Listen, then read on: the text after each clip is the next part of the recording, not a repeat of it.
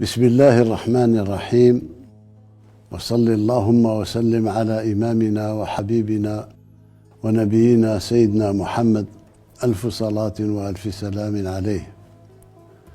أيتها المواطنات، أيها المواطنون، نستقبل غدا إن شاء الله أول أيام عيد الفطر المبارك، سائلين الله عز وجل أن يتقبل منا الصيام والقيام وصالح الأعمال.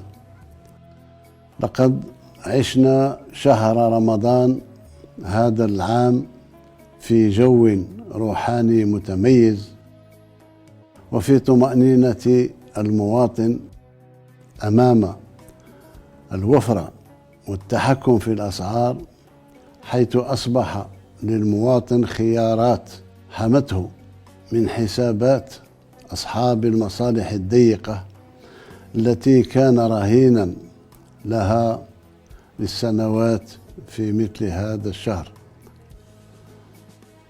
أيتها المواطنات، أيها المواطنون، وإذ نحمد الله على هذا الاستقرار، فإنني أجدد شكري للتجار الخيرين الرحماء وممثليهم وكل فاعلين والشركاء الاقتصاديين على كل ما بذلوه في ميدان وقوفهم فيه إلى جانب المواطن، وفي أجمل صور التكاتف والتضامن مع المواطنين المتأصلين في عمق المجتمع الجزائري.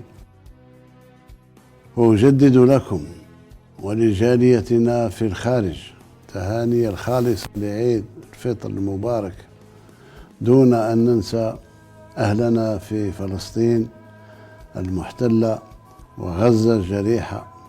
أعاده الله علينا جميعا بالخير واليمن والبركات.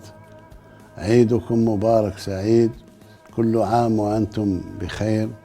المجد والخلود لشهدائنا الأبرار. السلام عليكم ورحمة الله تعالى وبركاته.